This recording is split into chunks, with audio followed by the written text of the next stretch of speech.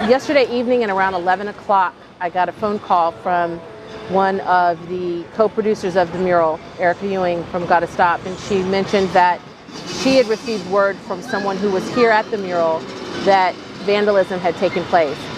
So I jumped in a car and came to see what had happened and learned that a group of people led by a black woman actually from New Jersey had essentially rolled their car over the mural while pouring black paint on the artwork that had been designed by the local artists that we had commissioned. And so she had also posted the video of herself vandalizing the mural on YouTube. So that's how we knew who it was, because while we were out here on the mural trying to figure out what happened, suddenly we got a notification that she had just posted it. So it was just very disheartening to learn that someone that looks like us would go to such great lengths to destroy an exhibit that really is celebrating us as a community, as a people, and to do it in Harlem of all places, which is the center of black culture. It didn't make any sense to us. So we were just really disappointed. We met with the police and they took the report. They know who she is because it's the same woman who vandalized the mural in Midtown and outside of Trump Tower.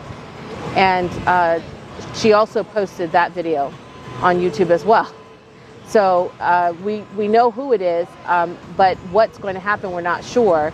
We're just trying to figure out exactly what we're going to do to repair the mural and if there's any recourse that can be taken. The mural itself was a huge effort. It took a month in total to get it approved and actually the installation completed.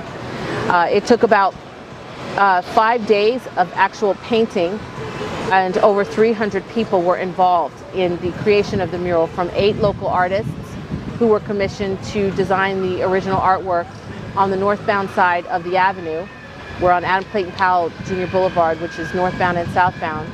And so on the southbound side, we were able to create another Black Lives Matter message that we allowed community members, over 200 community members painted Black Lives Matter. Each one was assigned a letter, the different organizations that we had engaged, and they all got to paint a letter.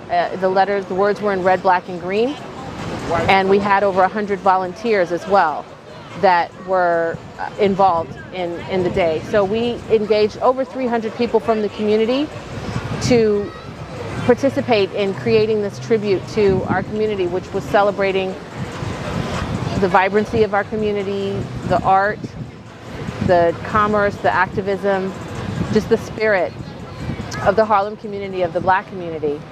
So it was really, really a great experience to have so much of the village of Harlem come together to create this. We just did the unveiling on Wednesday, so to have just a few days later have someone try to destroy that was just devastating. The mural was 100% funded by Harlem Park to Park, along with Gotta Stop and Volleying PR. We had support, we had some sponsorship from companies, MJ, the musical Broadway show, Mama's One Sauce, which is a local Harlem vendor that is in numerous Whole Foods stores, and Planned Parenthood. We also had in-kind donations from an architectural firm, the Rockwell Group, as well as a United Scenic Artists, Local 829, which is an artists union, and a print company, Advanced Reprographics, who printed the actual stencil. And so the overall cost, it was over $100,000 to produce this installation. We're going to repair the mural, which is going to cost money. So if people want to donate to the cause, they can go to our website, which is www.harlemparktopark.org, and they can click on the link for Black Lives Matter mural, and they'll see a donate button. And any donations will be appreciated, because we are absolutely committed to repairing the mural, but it is definitely going to cost us to do so.